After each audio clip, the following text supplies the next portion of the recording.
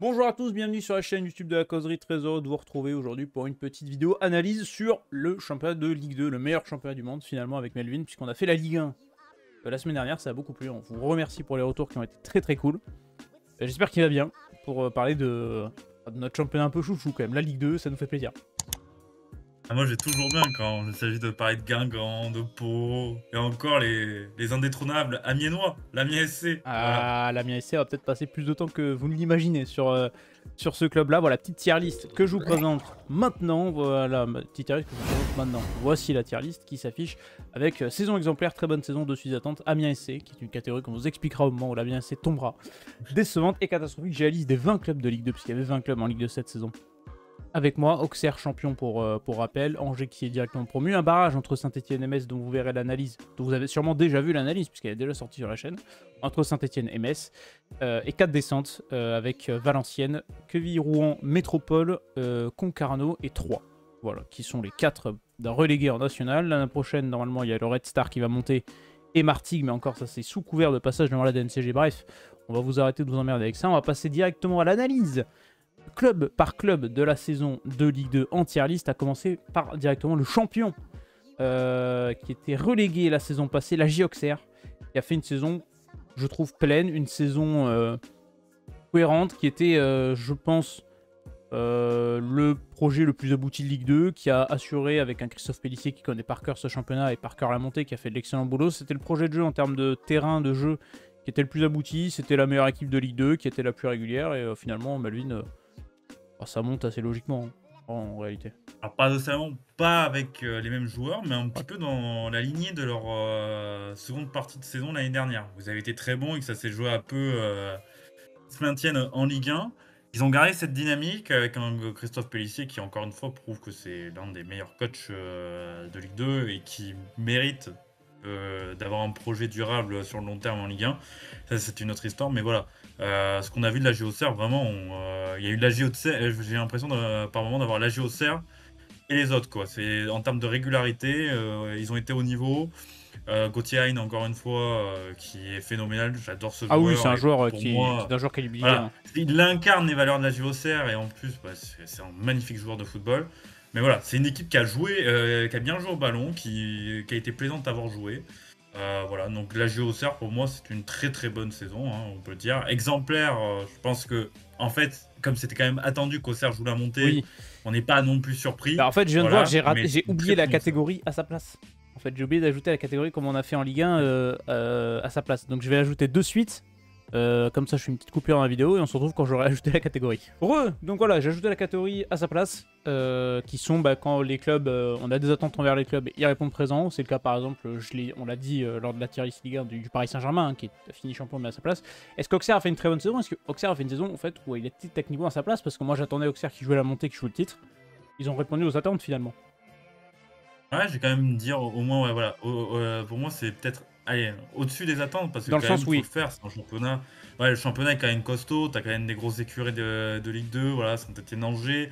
Sur le papier, les gens de Bordeaux, bon, ça c'est une autre histoire. Mais voilà, la JOCR a quand même fait une très grosse saison et c'est surtout une force collective. C'est ça qui m'a plu. C'est pas un joueur qui a porté la JOCR comme a pu être par exemple le FC Metz l'année dernière avec Georges Mikotadze. Là, franchement, c'était vraiment un collectif avant tout. Au-dessus des attentes, il y a différents niveaux d'au-dessus des attentes. Je veux dire, on a un club comme Pau qui arrive juste après. Là aussi, ça sera peut-être au-dessus des attentes, mais c'est pas de la même manière que la Géoxer. Donc peut-être qu'on nivellera après la tier list sur la fin. Mais en attendant, oui, en fait, dans le sens où au-dessus des attentes, parce que je pensais qu'ils allaient avoir de la concurrence à Ligue 2, et finalement, ils en ont pas eu. Ils ont eu Angers une partie de la saison, mais en fait, non, ils ont eu zéro concurrence sur l'ensemble de la saison, où ils ont largement dominé leur sujet. Une fois qu'ils ont pris la tête de la Ligue 2, ils ne l'ont plus lâché, avec notamment des joueurs. Et j'étais très content du retour aux affaires de Donovan Léon, le gardien de but, que c'est un gardien que j'aime beaucoup, qui est très bon notamment sur les pénaltys, et qui a été mis de côté l'an passé en Ligue 1, où il y avait du coup l'intermédiaire Benoît Costil, il y a eu après Radou qui a fait une très bonne partie de saison, mais j'étais déçu de ne pas avoir Donovan Léon avoir sa chance en Ligue 1, et j'espère qu'il l'aura l'an prochain, parce que c'est un excellent gardien de but, et donc j'étais content qu'il revienne au premier plan en Ligue 2. On passe tout de suite au Pau FC. Je l'ai dit, pour moi la saison elle est au-dessus des attentes. Le Pau FC qui est un club qui grandit petit à petit, qui a changé pas mal de personnes au niveau de l'organigramme, notamment son entraîneur Didier Tolo qui est parti du côté du FC Sion, qui a très bien réussi, puisqu'il est remonté avec son club du FC Sion. après avoir été champion de deuxième division. Et en fait, le Pau FC qui a fait une saison où ils ont longtemps lutté par les barrages. Ils ont été dans la difficulté en fin de saison, notamment en enchaînant plusieurs défaites de suite sur les dernières journées. Je crois qu'il y a 4 défaites consécutives sur les 4 dernières journées.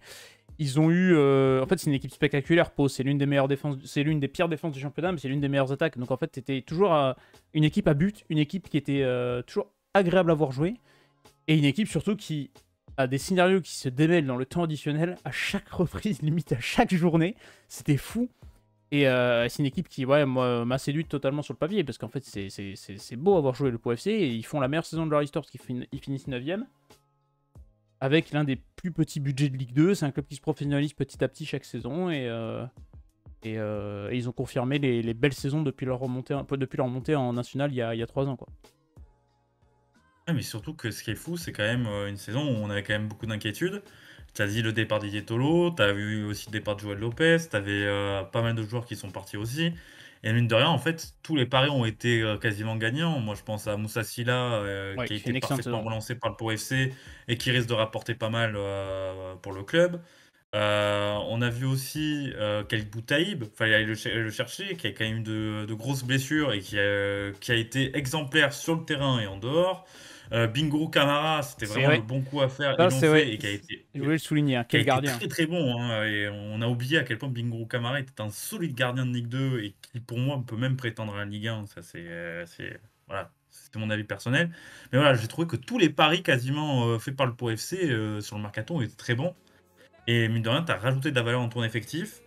Tu as su parfaitement relancer ton projet parce que tu partais quand même un peu dans l'inconnu.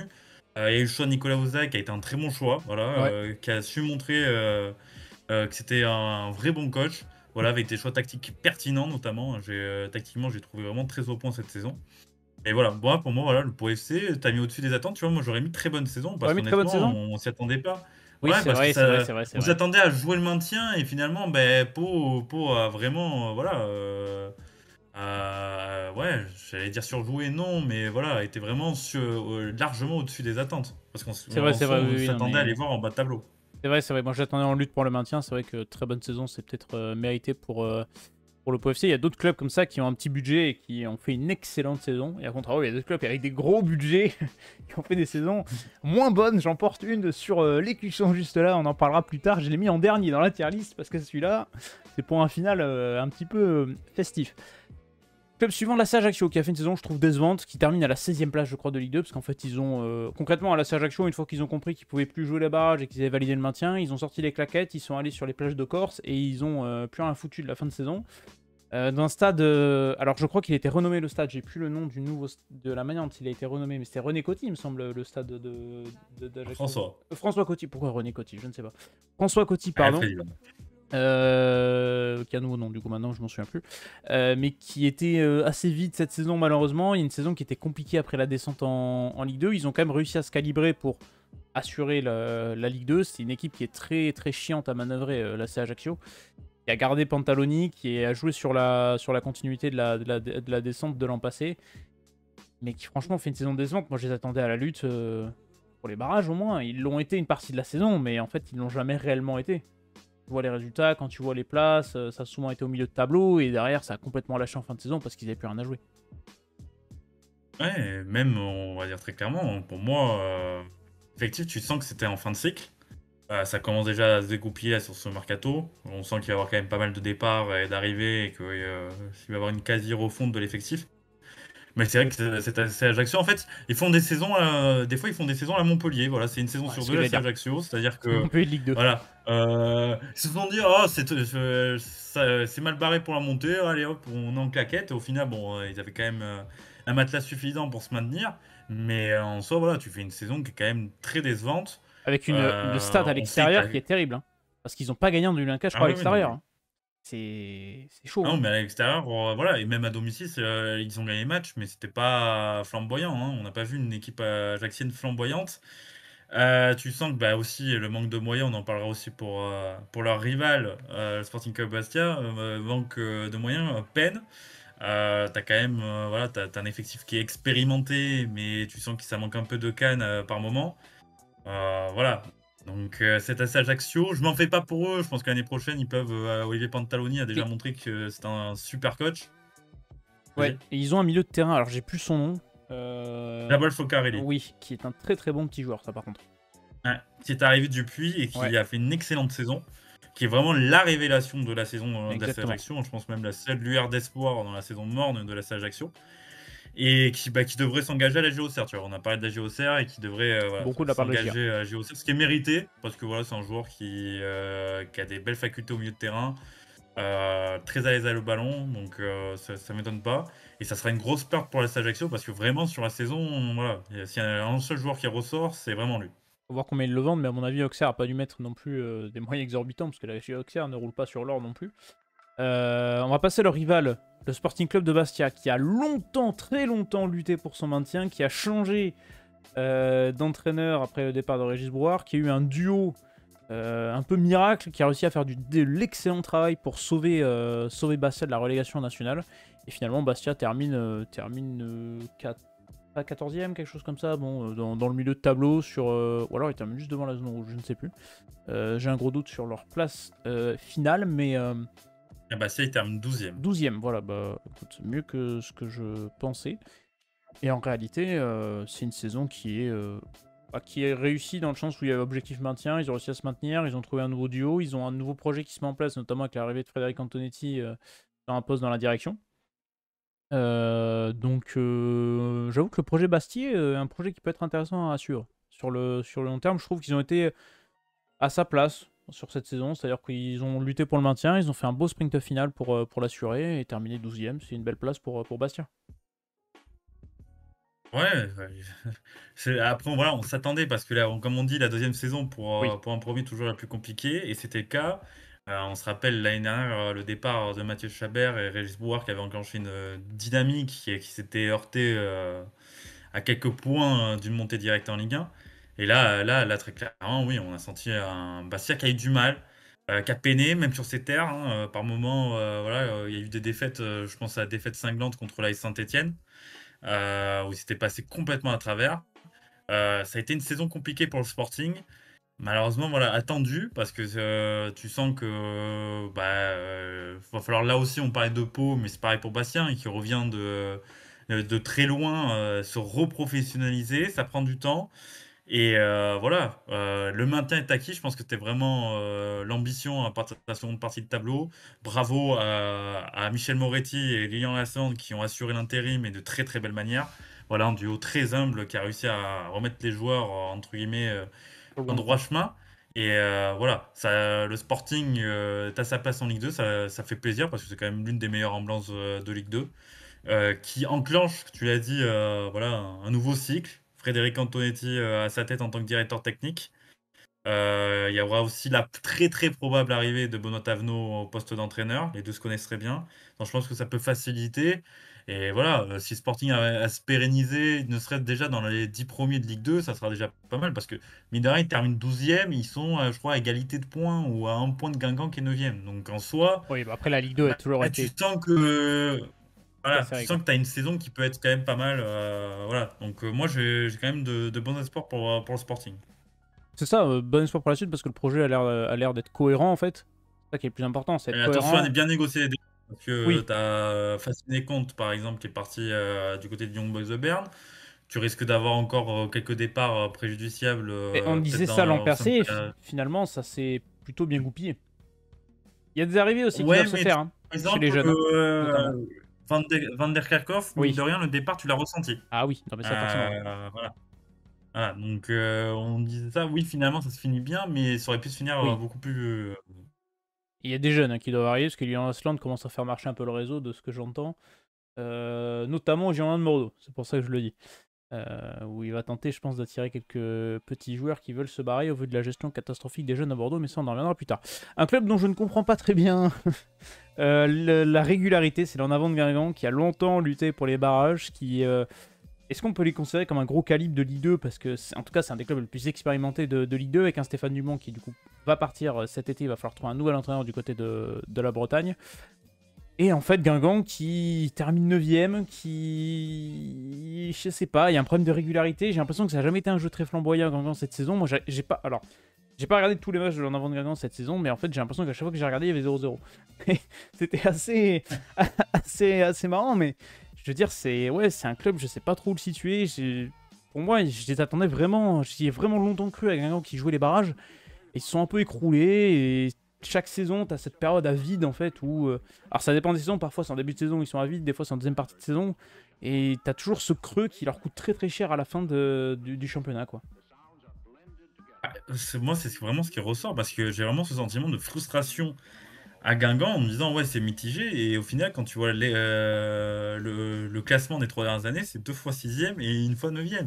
Ah, C'est-à-dire que Guingamp c'est quand même un club régulier qui joue le top 10, ce qui est rare quand même en Ligue 2 où bah, on a de plus en plus de clubs qui sont des réguliers, yo-yo. qui peuvent autant jouer le haut de tableau une saison et ensuite se retrouver à lutter pour le maintien.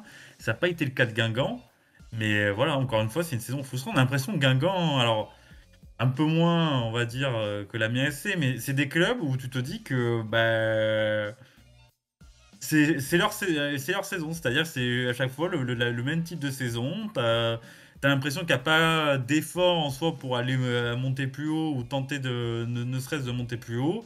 Ça se contente et en fait ça attend patiemment peut-être Quoi, je sais la pas. saison de pro. Je sais pas Hein. qu'ils attendent, mais ils C'est l'attendent. vraiment Guingamp, c'est le calme.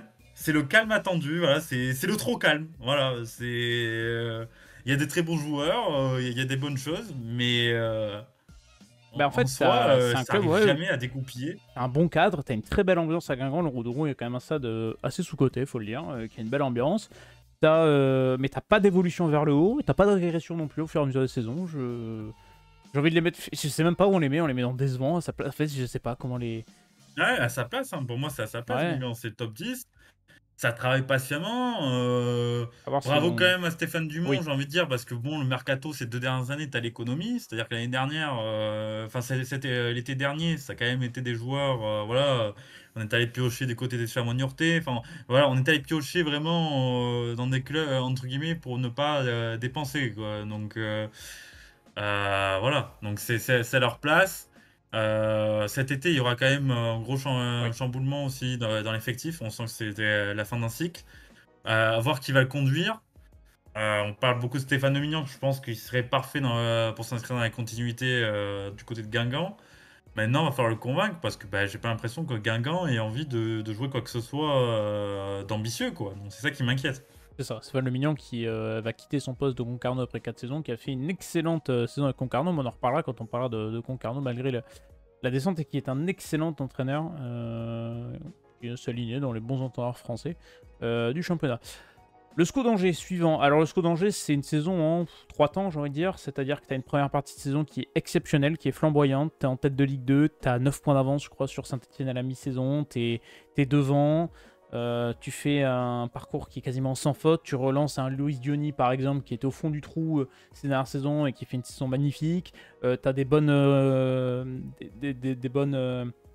des bonnes pistes avec un Alexandre Dujeu qui a pu préparer en fin de saison dernière de Ligue 1 son projet Ligue 2 et qui est hyper cohérent, qui est un excellent entraîneur. T'as dans les buts un Fofana qui est excellent et qui allait chercher la CAN avec la Côte d'Ivoire. Et en fait, justement, à partir de cette Coupe d'Afrique des Nations, j'ai senti que derrière, il y a eu un trou à Angers. Il y a eu un énorme trou et ça correspond à peu près quand certains joueurs sont partis à la CAN. Je sais pas si c'est l'effet CAN ou pas, mais ça correspond à peu près à cette période où en fait Angers s'est complètement écroulé, a perdu toute son avance sur Saint-Etienne, notamment, parce que c'est avec eux dont ils sont à la lutte en fin de saison. Et en fait Angers s'est vraiment pété la gueule sur la deuxième partie de saison, a joué avec le rythme d'un relégable, limite.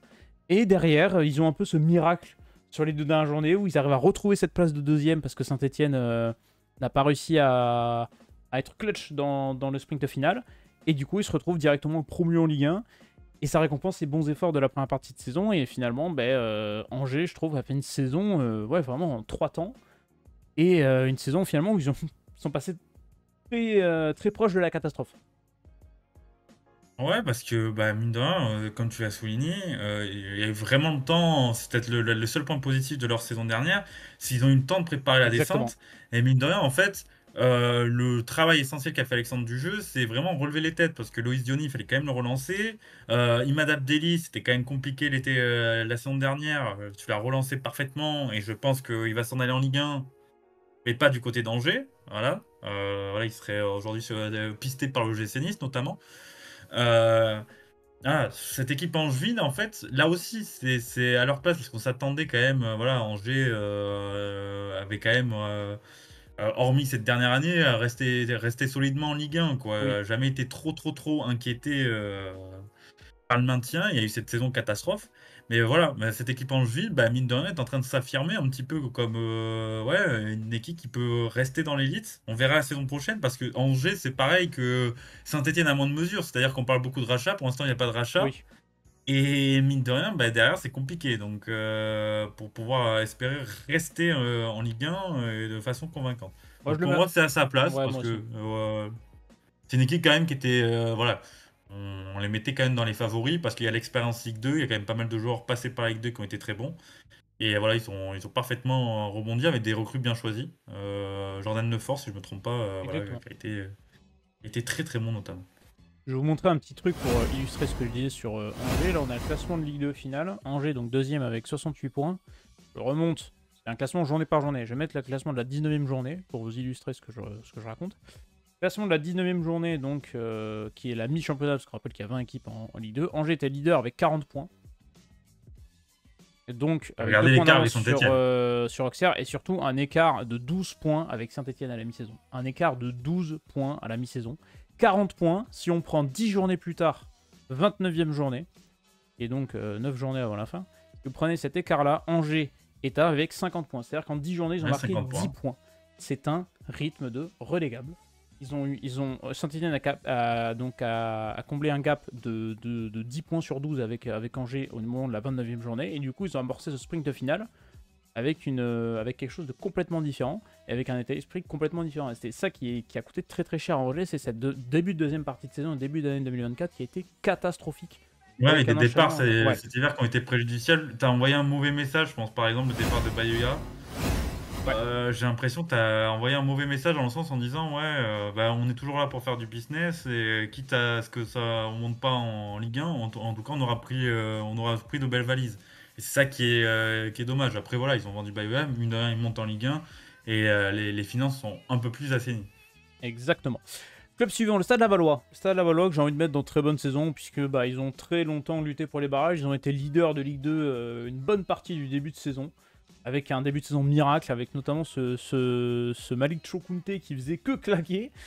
C'était impressionnant, notamment sur... Très solide joueur de Ligue 2, hein. ouais, Choukounté, partout où il est passé, il a toujours apporté quelque claqué, c'est chose. ça. Il a toujours claqué ses Donc buts. voilà, non mais je vais parler sur Laval. Vas-y. Laval, franchement, ça a été l'une des belles révélations avec Pau, hein. Vraiment, c'est les deux équipes qui nous ont fait du bien.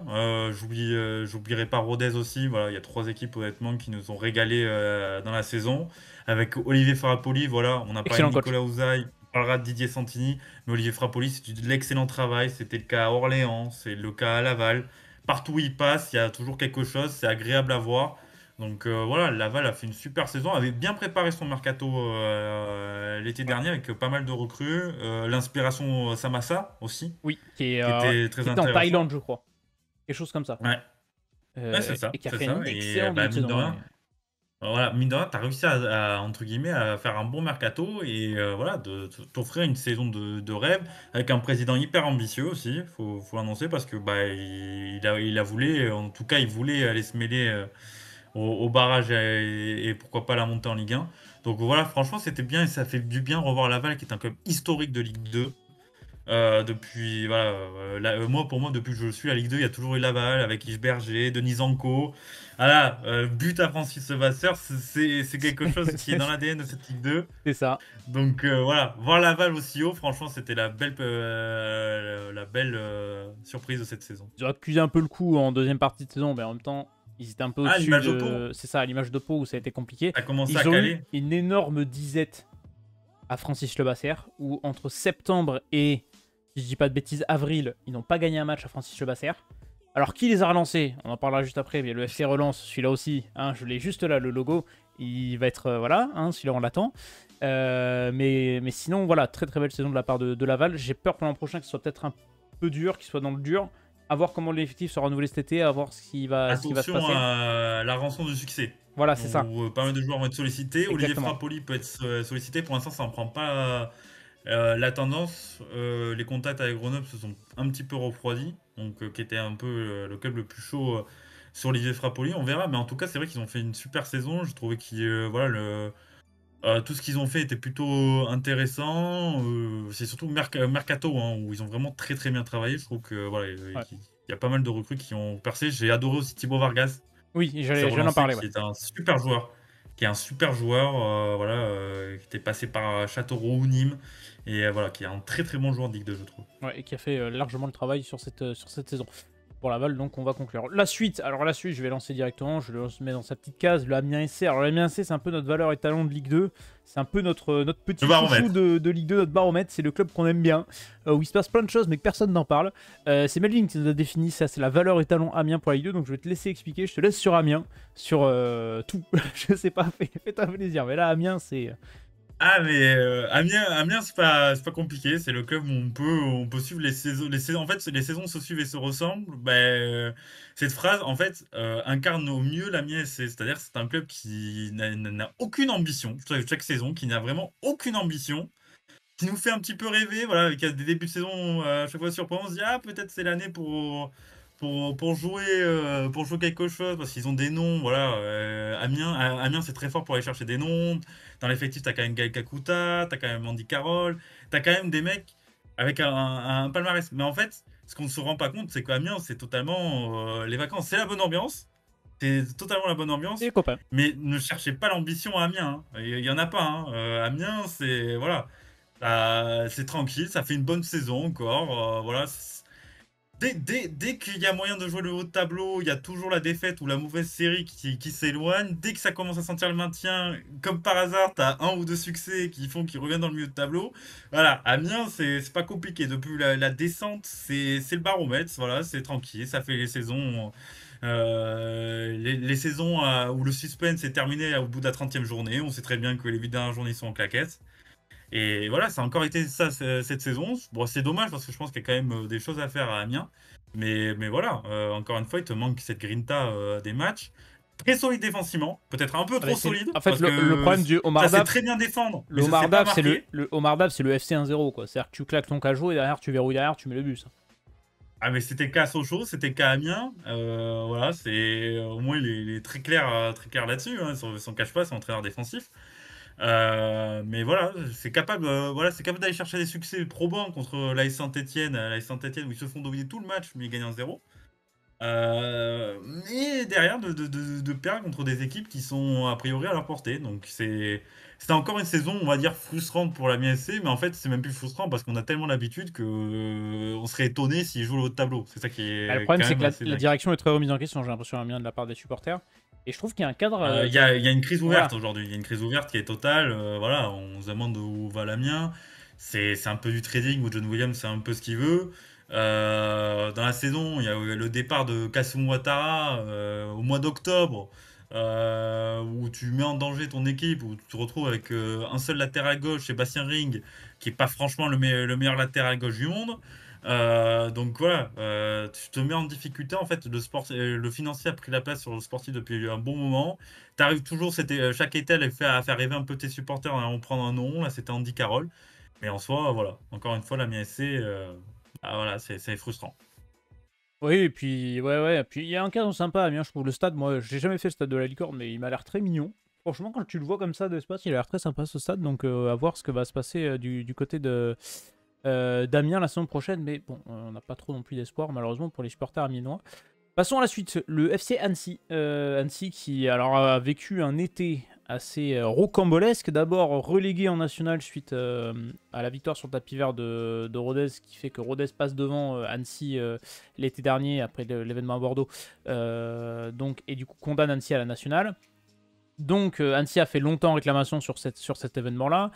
Derrière, tu as la relégation administrative de Sochaux en national. Du coup, Annecy se dit on va être sauvé, mais finalement la Ligue se dit est-ce qu'on repêche Annecy? Est-ce qu'on fait pas une Ligue à 19? Il y a eu beaucoup de débats autour de ça. Est-ce qu'on repêche un mec de Ligue 1? Qu'est-ce qu'on fait? Les mecs étaient perdus parce que de toute façon à la Ligue, dès qu'il faut prendre une décision, il n'y a plus personne, hein, on le sait très bien. Voilà. Et finalement, Annecy est repêché au dernier moment. Eux qui avaient fait un mercato pour préparer une saison nationale, qui finalement se retrouve en Ligue 2 et finalement va sauver sa peau en Ligue 2. Et donc ça, chapeau à Laurent Guyot notamment, l'entraîneur d'Annecy, qui est un excellent entraîneur. Au Parc des Sports Annecy, du coup, j'ai l'impression qu'il y a une belle ambiance toute la saison.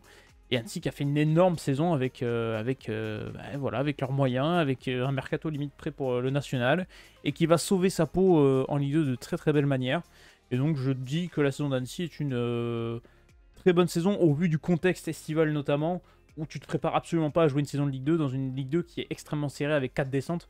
Et chapeau vraiment à Annecy sur cette saison-là, sportivement parlant.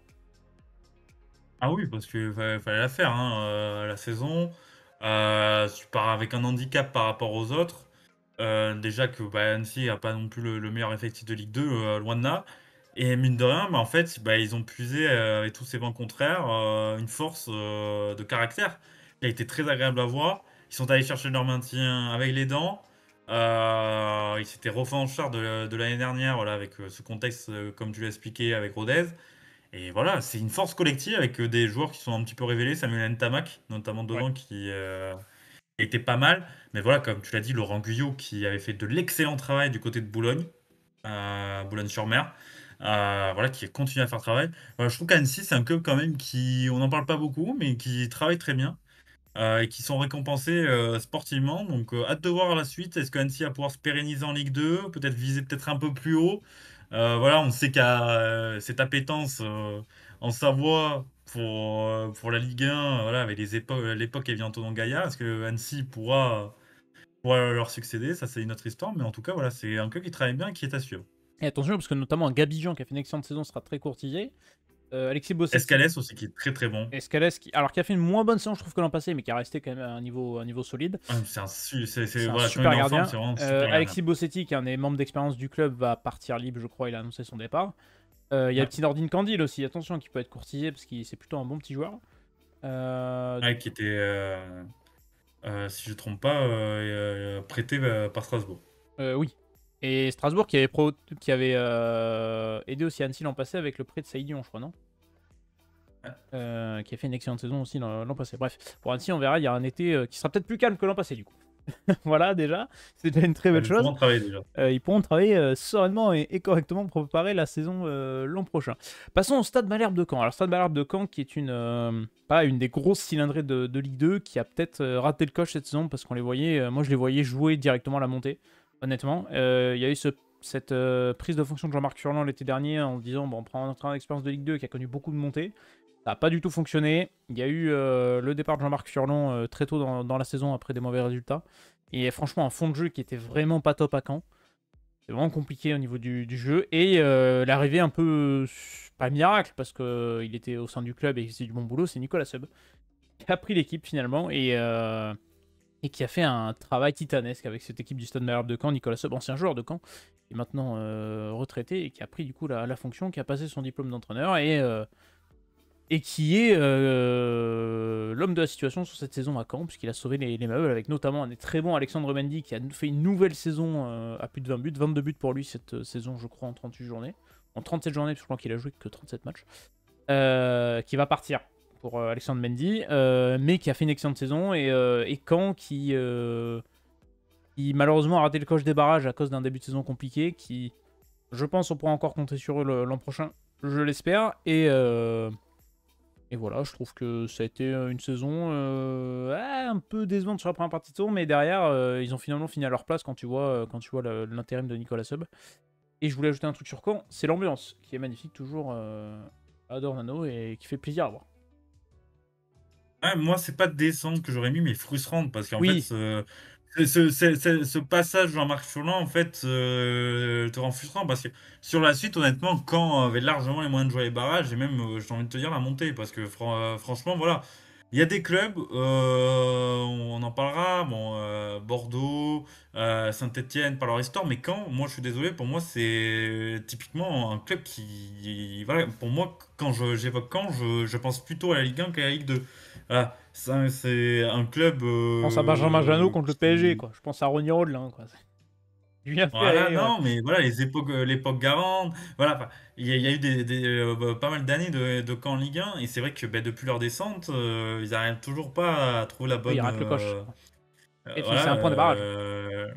voilà, il y a eu l'époque Stéphane Moulin, bon, qui s'est mal fini, Et c'est vrai que là, bah, c'est dommage parce que ce qui est frustrant, c'est que tu sens le talent de la situation désormais. C'est Nicolas Sub, tu sens que le projet est bâti autour de Nicolas Sub, qui peut te faire de l'excellent travail, qui a la confiance totale de son groupe, ça c'est à souligner, et voilà, qui a fait de l'excellent travail. Donc j'ai envie de penser que Caen sera vraiment l'un des grands favoris de la Ligue 2 l'année prochaine. Je l'espère Et aussi. j'espère une montée du Stade Malherbe de Caen, supporters canet qui sont là, voilà, qui sont là devant leur public. Il y a une magnifique ambiance à Dornado, c'est l'un des stades que j'aimerais bien faire, tu vois. Ouais, moi aussi. Bah écoute, on fera un vlog, hein, si tu veux. On peut se faire un week-end à Dornano l'an Allez, prochain et vlog, ça peut partir. Petite stat du coup de Caen, je reprends mon classement que je vous ai montré tout à l'heure, Caen qui termine donc, alors qui était 8ème, on a le classement de la 29e journée, donc qui était 8ème avec 42 points, qui était à 1 point de Rodez 5ème à l'époque. Caen qui finit 6ème du championnat avec 1 point de retard sur le Paris FC pour les barrages, hein, pour donner une idée. Mais si tu reprends le classement après 12 journées, parce que je sais plus quand est-ce qu'est sorti Jean-Marc Furlan, mais enfin après 12 journées, ils sont 11ème avec 15 points, quoi. Les mecs sont dans le rythme d'Annecy, de Concarneau. Donc c'est ça qui est aussi, ouais, donc c'est ça c'était un qui début coûte de très saison de cher. cata C'est ça, avec ça des coûte très choix très cher. ratés. Oui, Des choix ratés. On a donné les mains libres totales à Jean-Marc Furlan, qui est allé prendre bah, sa méthode. Alors voilà, qui avait fonctionné à certains clubs, à JOCR, Stade Brestois, en allant prendre les joueurs Furlan compatibles. Mais le souci, c'est que la greffe n'a jamais pris à Caen. Il y a des torts des deux côtés, à mon avis. Sa communication n'a pas du tout aidé, et je pense lui sera fatale pour reprendre un club. Mais voilà, c'est frustrant pour Caen, parce qu'honnêtement, pour moi, Caen, c'est vraiment l'une des équipes où, au début d'année, je me dis, ouais, ça sera soit monté ou soit vraiment pas loin. c'est ça. Bon, on a fait la moitié des clubs, si je dis pas de bêtises. 3, 3, 6, un 7, et un 8, et un 9, et un 10. Donc il nous reste l'autre moitié. Donc ça me permet de vous demander si vous avez aimé cette vidéo et que vous aimez ce que vous regardez, de vous liker et de vous abonner à cette chaîne YouTube. On va passer les 400 abonnés. Attention, hein, ça monte. Ouais. Non, mais c'est bien, c'est cool. On remercie les gens du petit soutien. Passons du coup à la deuxième partie de ce championnat. Alors, c'est pas du tout dans l'ordre, vous l'avez compris. On va passer à Concarneau. Alors, Concarneau, qui a eu cette montée miracle l'an passé de National à Ligue 2, qui a vécu une saison très très éprouvante du côté de la Ligue 2, qui a longtemps trusté le milieu de tableau, qui a pu croire à son maintien, qui a connu une deuxième partie de saison très très compliquée, malheureusement, pour l'US Concarneau, mais qui surtout n'a jamais joué à domicile cette saison. Puisque Concarneau n'a pas eu son stade homologué pour la Ligue 2 et qui du coup a passé à Lorient, qui est passé à Caen, qui est passé à Guingamp, qui est passé à Brest. Il me semble c'est déjà pas mal. Qui a fait un petit tour des stades de France en Bretagne. Et malheureusement qui n'a pas pu assurer son maintien sur la fin de saison, après une fin de saison très très compliquée, mais il y a eu de très très belles révélations sur ce club de Concarneau, notamment l'entraîneur Stéphane Lemignan qui a donc quitté le club cet été, qui ne signera pas normalement dans un projet de national, enfin Ouais, accord moral c'est ça, notamment. Donc la piste Sochaux est quand même très refroidie. exactement. Dijon également. Donc Donc voilà. à voir. Mais c'est vrai que Vas-y. Concarneau, c'est voilà, j'allais dire l'une des bonnes surprises, mais le souci, c'est que ça se finit mal. Ouais, Ce qui est on va dire à dommage sa parce que place. franchement, on a pris du plaisir. Moi, voilà, on a pu notamment aller voir lors de la deuxième journée face à Bordeaux. C'est une équipe quand même qui a osé prendre le jeu à son compte, avec une philosophie bien marquée, des joueurs techniquement très intéressants. Je pense à Baptiste Mouadzan. Oui, qui a Il été y a la quand même eu révélation le pour nous, retour de du côté de Ouais, Concarneau. qui a eu le retour de Papy Nouba devant, qui leur a fait quand même pas mal de bien.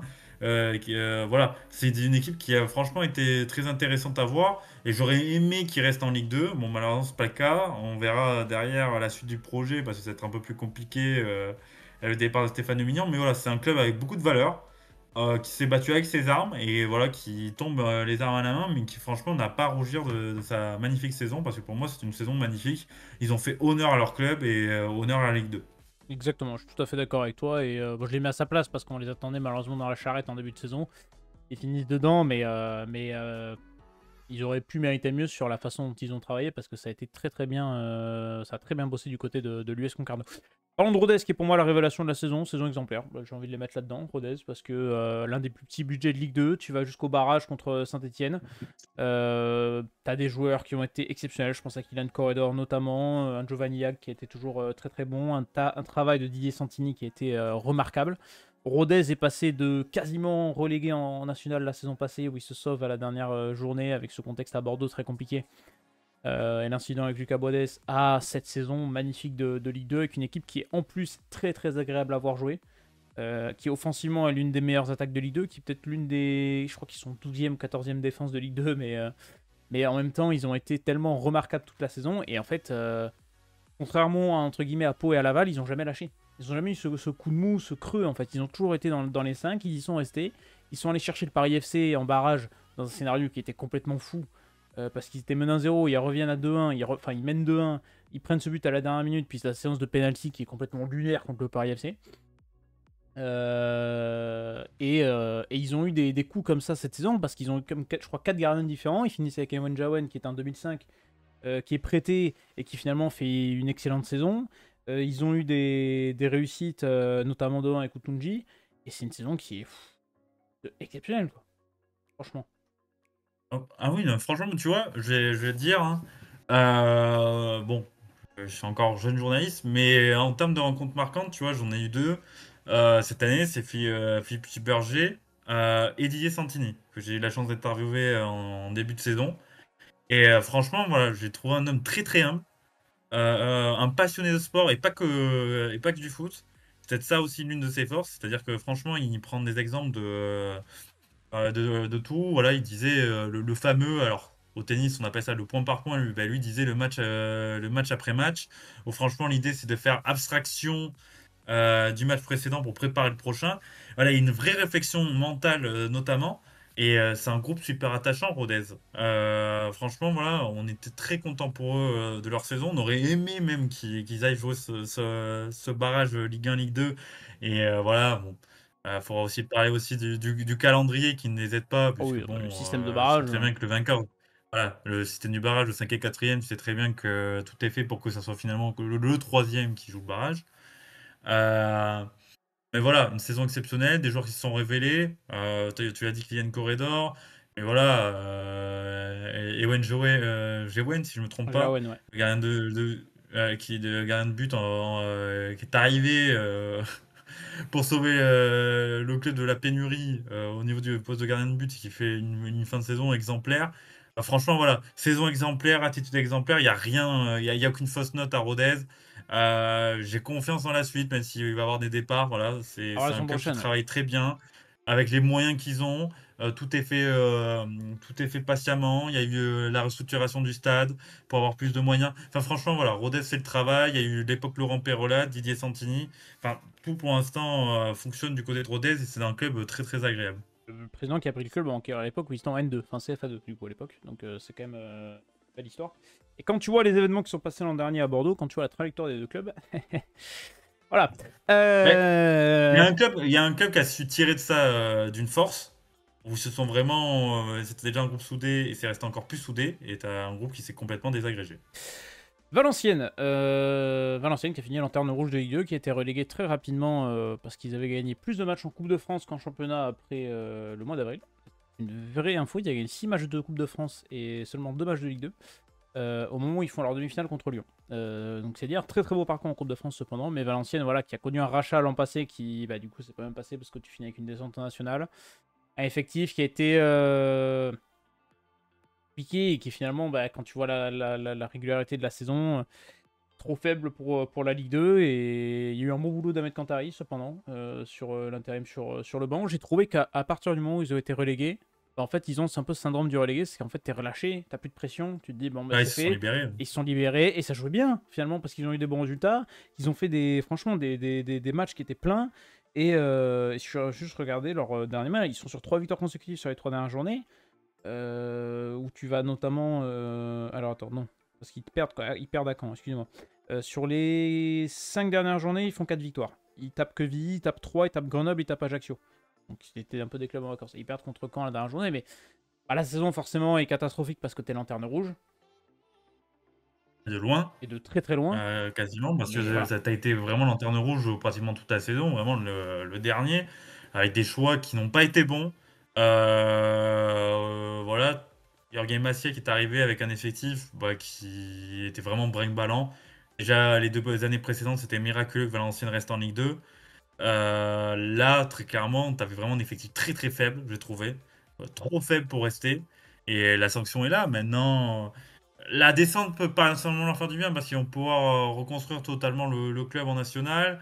Peut-être faire des choix intelligents. Mettre Kantari parti pour rester. Je pense que c'est peut-être l'homme de la situation. Mais voilà, la saison est catastrophique pour Valenciennes. Et malheureusement, en fait, c'est l'épilogue de l'ère Ziyech où tu sentais que même cette année, il y avait encore cette trace des nombreuses erreurs de gestion. Ouais, et en espérant qu'il puisse se reconstruire en national, parce que ça va être un championnat compliqué et qui est un peu comme la Ligue 2, où tout le monde peut battre tout le monde, donc ça peut être compliqué. Grenoble, j'ai envie de mettre saison directement décevante, parce que tu as une bonne première partie de saison, où tu t'accroches, où tu es dans les 5, où tu as la lutte avec le barrage, et puis tu as cette deuxième partie de saison où en fait tu t'écroules, mais tu t'écroules complètement. Tu as le départ de... Aidez-moi. J'ai plus le nom du coach, super. Vincent Ognon. Vincent Ognon, merci, qui part. Et en fait, ça n'a rien relancé. Et Grenoble a fini en claquette. Et avant de te donner la parole, je vais évidemment réutiliser mon petit tableau de comparatif de journée. Je vais vous prendre la 19e journée et la 38e journée. Comme ça va être apparent. 19e journée, Grenoble est 3ème de Ligue 2 avec 34 points, 4 points de retard sur Auxerre, 6 de retard sur Angers. Ils sont dans le coup, ils ont 4 points d'avance sur Ajaccio qui est 6ème. Tu te dis, bon, ils sont bien partis, etc. 34 points. Tu prends la 38e journée, qui est la dernière journée en Ligue 2, puisqu'il y a un club évidemment. Et bien Grenoble est 11ème avec 51 points. Donc il y a 21 points de prix en 19 journées quand on prenait 34 sur la première partie de saison. Voilà, je pense que c'est symptomatique d'une deuxième partie de saison ratée et d'une saison en 2 temps qui est malheureusement cataclysmique pour Grenoble parce que tu rates la montée en Ligue 1. Ouais, c'est ça. Et Grenoble, de ces dernières années, c'était toujours le club à qui c'est pas le football le plus flamboyant, mais il y avait toujours des résultats intéressants. Et là, c'est vrai qu'on a cet inexplicable trou d'air, voilà, qui est inexplicable. Alors peut-être les résultats, à un moment donné, cachaient l'arbre, c'était l'arbre qui cachait la forêt. Voilà, ça a été quand même très très compliqué cette seconde partie de saison, vraiment long chemin de croix. L'effet Laurent Perrolat, j'ai pas trop vu. Ouais. J'ai l'impression vraiment que c'était une fin de cycle et que à partir du moment où Vincent Ognon était démis de ses fonctions, en fait, voilà, on partait très clairement sur la préparation de la saison prochaine. On va voir avec qui pour les entraîner. La piste Olivier Frappoli me semble en difficulté. Aujourd'hui, quel entraîneur pour Grenoble? Ça aussi, c'est une question. Quel projet aussi pour Grenoble? Voilà, ça sera à surveiller, mais voilà, c'est une année un petit peu charnière, je pense, pour Grenoble, en tout cas, ce mercato. C'est ça. Le Paris FC. Le Paris FC maintenant, saison pareil en 2 temps pour le Paris FC, mais l'inverse de Grenoble. C'est-à-dire qu'il y a une première partie de saison qui est très compliquée, ou même dans le jeu, je trouvais que c'était vraiment très pauvre. C'était très compliqué au niveau du jeu. Regardez les matchs du Paris FC. La panne sèche, hein, C'est la panne en sèche. début de saison. Et en deuxième partie de saison, pareil, tu t'envoles, tu te remets à l'endroit, tu vas chercher ces barrages qui étaient un peu miraculeux, mais après, tu as des éléments aussi explicatifs où, par exemple, on l'a parlé avec Concarneau, mais tu joues quasiment pas à domicile de la première partie de saison, avec un stade Charletti qui, je suis désolé de le dire, avait peut-être le pire stade français sur tous les stades professionnels de Ligue 1, Ligue 2 confondus, avec une pelouse qui était horrible. Qui a été changé, ils ont joué quelques matchs à Caen, quelques matchs à Troyes, donc ils ont dû vadrouiller un peu à droite à gauche. Ça peut compter aussi, et tu peux pas développer un bon football si tu n'as pas un bon outil de travail. Donc c'est une des raisons aussi peut-être de l'échec de la première partie de saison, et tu as quand même des belles révélations derrière, une Cambadio je pense dans les buts, Ilan Kebal notamment, enfin tu as quand même des joueurs qui ont montré de belles choses, et bon, tu as cet échec en barrage, on va dire que le Paris FC a fini à sa place finalement. Ah oui, totalement. Moi, ce qui était surprenant, c'est vraiment Stéphane Guy, parce que vraiment, Oui, quand il aussi, était je peux nommé, pas j'étais un souvenir. peu sceptique, parce que je me dis, bon, c'est quand même un pari osé. Paris FC resté sur une saison très frustrante l'an passé. Bon, tu pars, tu pars un petit peu dans l'inconnu, et finalement, bah, il a proposé quand même, il a essayé en tout cas de proposer des choses agréables. Pas aidé, tu l'as dit, par la pelouse, et c'est vrai qu'à domicile, en fait, t'as pas Ah l'impression que oui, Paris FC, c'est voilà, catastrophique. t'as pas, voilà, le Charletti, voilà, c'est pas un stade fait pour le football, hein, très clairement. Voilà, donc Alors c'est dès que tu as une piste dommage. d'athlée sur un stade, pour moi c'est non, c'est red flag. Pas tous les stades. Voilà. Non, de Sèvres, qui est pas mal. Surtout avec des pistes trouées, mais ça c'est une autre histoire. Mais voilà, le Paris FC, tu mets à sa place, moi je mets quand même au-dessus des attentes parce Ah ouais? qu'honnêtement, après 4 journées, ouais, Ouais, après 4 journées, mais quand tu j'y te vois croyais en pas. début de Finalement, tu saison. termines quand même barragiste, hein. Ben, moi, je les attendais à cette place-là, hein, pour moi, le Paris FC. Quand tu me dis début de saison Paris FC, je me dis, ils doivent jouer dans les barrages. Ah, moi, je C'était en tout l'attendais cas le vraiment à une projet et l'ambition reconstruction, hein. affichée par le club. Ah, mais t'étais quand même en reconstruction. C'est T'avais quand vrai. même des choix, des choix forts. Ouais, j'ai trouvé quand même, voilà, c'est une bonne surprise de Paris FC. J'ai hâte de voir la suite parce qu'il y a quand même, Il y voilà, a un il y a projet quand même un ambitieux, hein. projet mis en place par le Paris FC. Ouais, il y a un projet ambitieux. Et bah, le Paris FC, ça fait quand même plusieurs années qu'ils sont en Ligue 2. Ils sont réussi à s'installer en Ligue 2. Donc voilà, on n'est pas à l'abri un jour de voir le Paris FC en Ligue 1 et ça sera intéressant. C'est ça. Et pour ça, il va falloir peut-être changer de stade. Mais bon, bref. Euh, On QRM parie de place. qui a fait une saison relégable, malheureusement, qui a connu une excellente saison l'an passé, notamment avec Olivier Chouafny, qui a fait une excellente saison. Il y a beaucoup de très bons coups, très bons joueurs, notamment, je pense à Nicolas Lemaitre, par exemple, dans les buts, pour ne citer que lui. Mais en fait, quand tu arrives à l'été, je me rappelle avoir regardé vite fait l'effectif de QRM et j'avais vu qu'ils avaient plus que 5 joueurs sous contrat pour cette saison.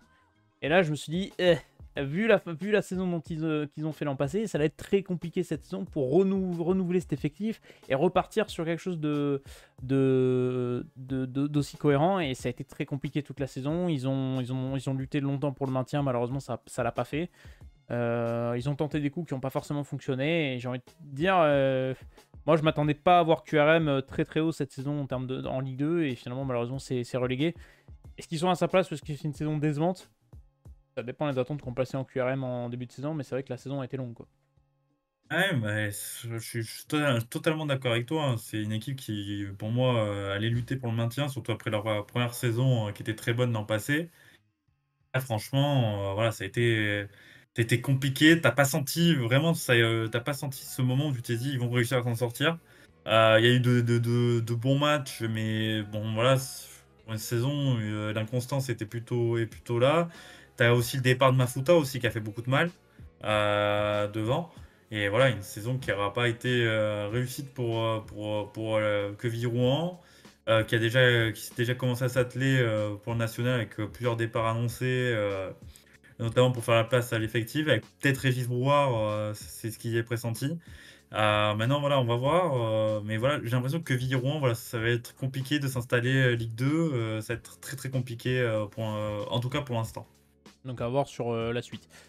Alors, il nous en reste 4, notamment les Stack 3. Bien Bon, catastrophique. voilà, Allez hop. ça, je pense que celui-là, il est.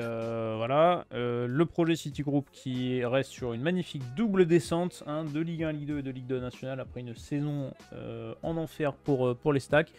Rien n'a fonctionné. Tu gardes Kisnorbo qui a gagné, je crois, en 1 an et demi 2 matchs, si je dis pas de conneries.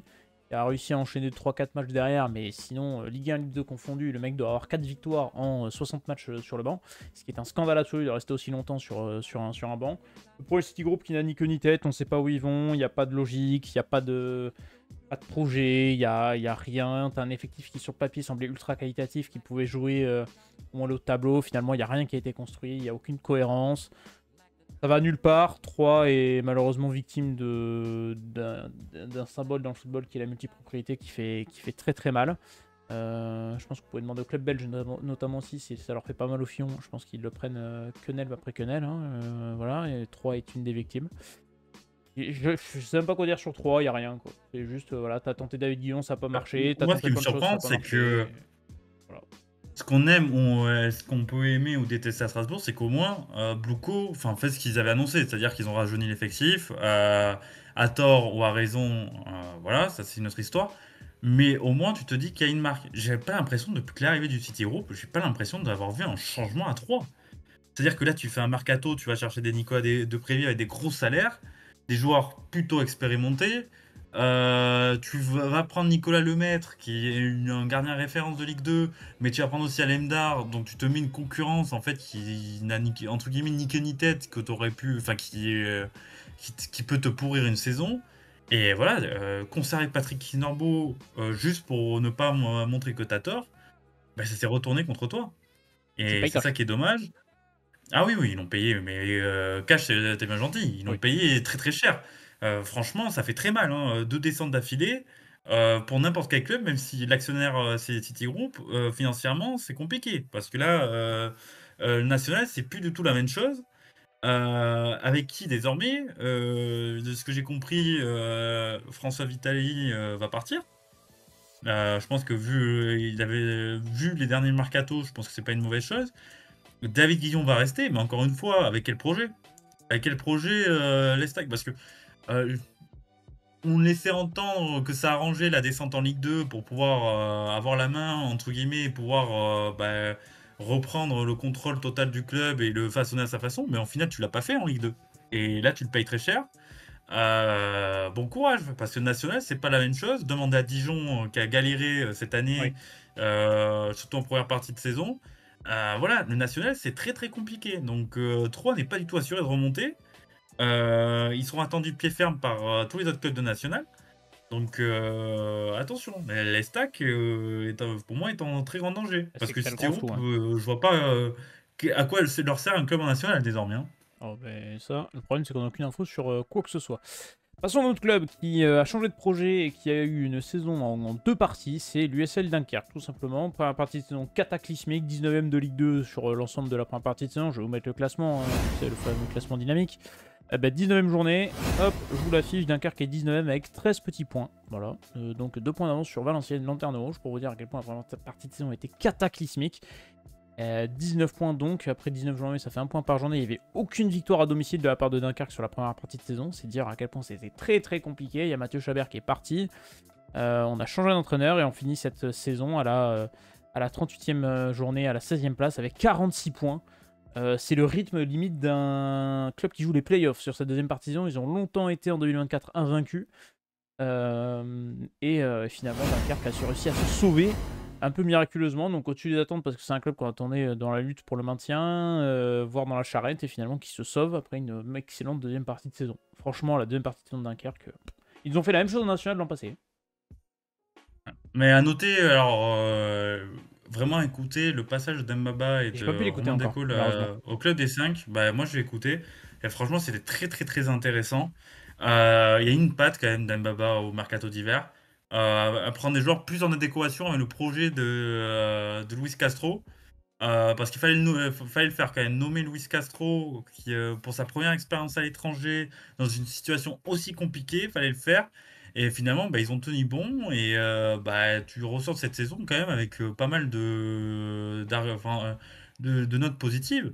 Tu as un effectif qui, franchement, tient la route entre joueurs expérimentés, voilà, Gaëtan Courtet qui a fait beaucoup de bien, que ce soit sur le terrain, mais même en dehors. Voilà, des jeunes joueurs qui se sont affirmés également. Franchement, la saison de Dunkerque, elle est très très intéressante pour la suite. Donc c'est ça qui est enfin pour moi, c'est peut-être l'un des clubs où tu te dis, bah, t'as quand même pas mal d'arguments positifs où ils vont pouvoir capitaliser sur l'année d'après.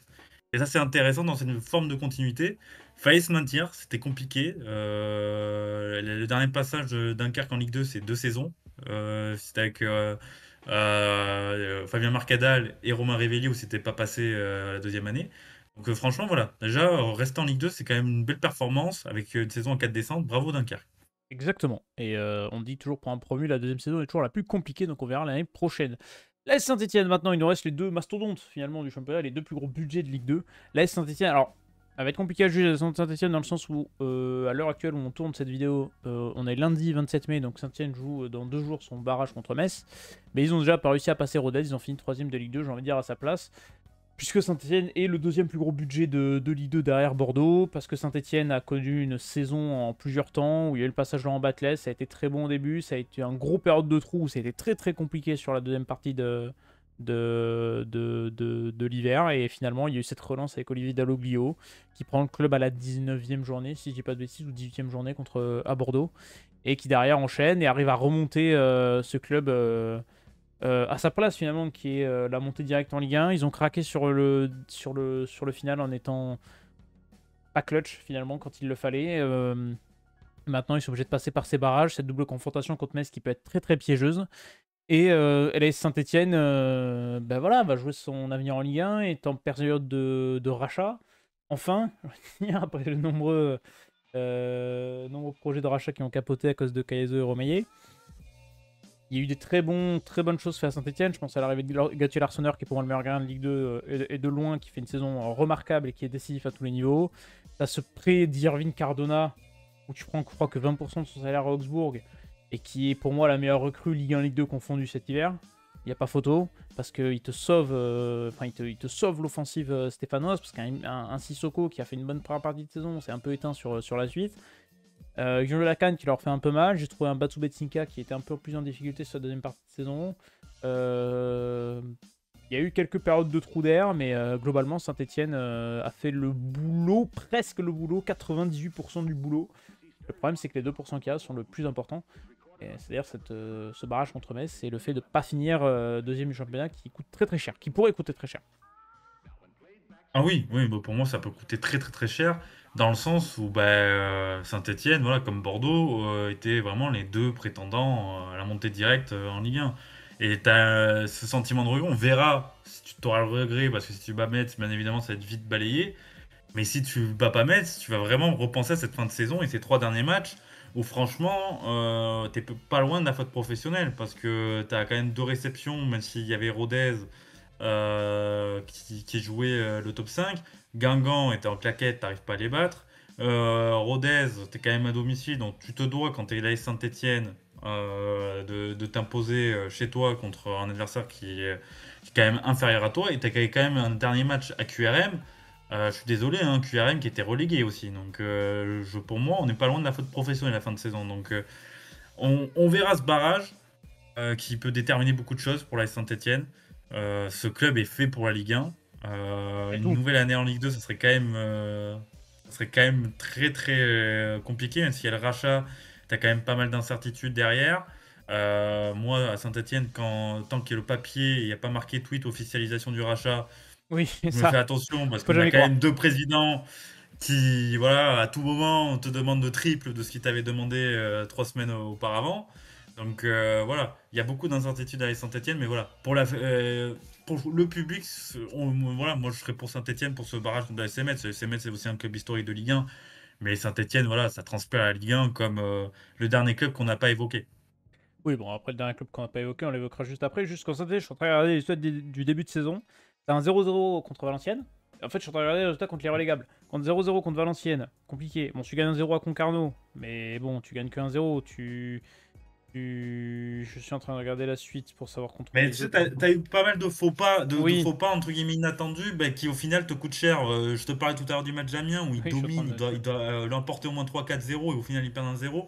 Là, ces petites défaites qui se sont ajoutées au fil de la saison et qui Perd à en fait Dunkerque. coûtent très très cher. Perd à Ah, voilà, c'est ça. Dunkerque, c'est dommage. Contre Concarneau, ils ont chié quand même 2 fois 1-0. Tu perds contre Ajaccio là-bas. T'as ce scénario fou contre Bordeaux. Où en fait, à la 90e minute de jeu, t'as perdu quoi. Et finalement, tu reviens de nulle part. Et je pensais que ça allait être le match bascule en fait de Saint-Etienne. Où je me dis, bah, c'est bon, ils peuvent plus. Une fois que tu fais ce scénario-là, tu te dis, mais plus rien peut t'arriver quoi. Et en fait, finalement, ils ont craqué Ah, mais derrière. tu sais, t'as ces matchs charnières où où tu joues pas forcément bien, mais tu sais, ça tourne en ta faveur quand même. Et là, on s'est vraiment dit, bah c'est bon, c'est le match qu'il fallait, tu ne peux pas te rater en fin de saison. Ils ont quand même réussi, parce qu'au final, on parle tout à l'heure d'Angers la montée, mais en fait, j'ai l'impression que Saint-Etienne leur a offert quasiment la montée directe aussi, Oui, parce que Angers, tu sentais qu'ils ont la seconde partie de saison a été beaucoup plus compliquée, et Saint-Etienne, en fait, bah, tu t'es pris les gadins, quoi. c'est ça. Bon, il est temps de finir cette vidéo avec le dernier club. Le fameux dernier club, le Football Club des Girondins. Je sais même pas par où commencer. Si, je sais par où commencer, c'est les mettre là-dedans.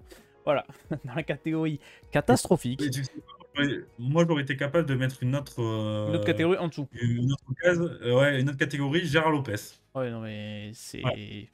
Je sais pas par où commencer, outre le fait que t'es 42 millions de budget, que tu annonces que t'es le plus gros budget de Ligue 2, que tu recrutes à tir à l'arigot des joueurs qui n'ont ni queue ni tête, Avec des très gros salaires. avec des très très gros salaires, parce que Bordeaux a la 14e masse salariale de France, donc Ligue 1, Ligue 2 confondu, hein, pour l'anecdote. L'année dernière, c'était la 12e. Donc ça fait quand même beaucoup pour un club qui finit 12 ou 13e de Ligue 2. Pire saison de son histoire, puisqu'ils battent le résultat de la saison 1938-1939, qui était à l'époque la pire saison de l'histoire en D2. Et bien finalement, Bordeaux, ce Bordeaux-là a fait mieux. Donc bravo à eux. Le projet global du club, il est flou puisqu'il n'y en a pas, puisque tu as descente des féminines, tu as descente de la réserve en R1, tu as un club qui financièrement est dans une très très grosse difficulté. On ne sait absolument pas si ça sera la dernière saison ou pas de Bordeaux dans le monde professionnel avant bien longtemps, puisque tu as ce passage dans la DNCG le 19 juin prochain. Il fait peur à tout le monde parce qu'il y a quand même 50 millions de trous. Et c'est quand même pas mal, hein, 50 millions de trous. Et sportivement, bah, t'as tenté de conserver David Guillon l'an passé après l'échec Ligue 1 et l'échec Ligue 2. Ça t'a coûté très cher en début de saison. T'as pris Albert Riera, qui était un coach inexpérimenté dans ce genre de situation. Il s'est cassé les dents, il s'est enfermé dans un schéma qui n'a pas fonctionné. T'as des joueurs dans un effectif qui est très très mal construit. Et très très très très très mal construit. Parce que sur le papier, les joueurs, bah, tu prends Livolan, capitaine à Guingamp, tu prends Vesbeck, capitaine à Sochaux, qui étaient des clubs qui jouaient le haut de tableau en passant en Ligue 2. Mais en fait, ça n'a aucun sens dans ta construction d'effectif. Et en fait, Bordeaux a perdu Les profils. les profils exactement n'ont aucun sens. Et au-delà de ça, de l'image du club. Tu passes Bordeaux, c'est l'image d'un club qui est classe, d'un club qui incarne quelque chose. Et cette saison, Bordeaux, ça incarnait quoi? Ça incarnait le manque d'humilité, le manque de travail. Et en fait, finalement, cette étiquette qu'on leur a collée, la médiocrité. la médiocrité, mais cette étiquette qu'on leur colle de mauvais perdants, de non remise en question, elle leur a collé des dents d'arrogance. Et toute la saison, ça a été comme ça. Et Bordeaux était le club qui a frappé le plus sur Ligue 2 en termes de tirs, qui a eu le plus grand nombre de possessions, qui a fait le plus gros nombre de passes, mais qui a été aussi le plus inefficace, sportivement parlant. Donc en fait, ce club est en perdition totale. Ça fait peur pour l'an prochain parce que tu sais pas où ils seront, parce que potentiellement le club est en Régional 1 l'an prochain, 7ème division française, donc c'est une possibilité qu'il faut pas omettre. T'as des départs, que ce soit au niveau du centre de formation, parce que la manière dont tu as géré tes jeunes ont été catastrophiques. Tu auras des départs au niveau de tes cadres, parce qu'il faut libérer de la masse salariale et des sous. Et la saison sportivement, elle est lunaire. Hein. Parce que tout à l'heure, j'ai parlé du FC Relance quand on parlait de la victoire de Laval à domicile. C'était le FC Relance toute la saison. Saint-Etienne n'avait jamais gagné un match après avoir été mené au score. Bam, ils affrontent Bordeaux, ils sont menés au score, ils gagnent. Laval n'avait plus gagné depuis 5 mois à domicile. Bam, ils jouent Bordeaux, ils gagnent. Concarneau n'avait plus gagné à l'extérieur depuis 7 mois. Bam, ils jouent Bordeaux, ils en collent 4. C'est le FC Relance, hein, c'est exceptionnel. Donc voilà, je sais pas quel est ton regard sur la saison des Girondins de Bordeaux, mais il y a trop de choses à dire que ça mériterait une vidéo à part, je pense.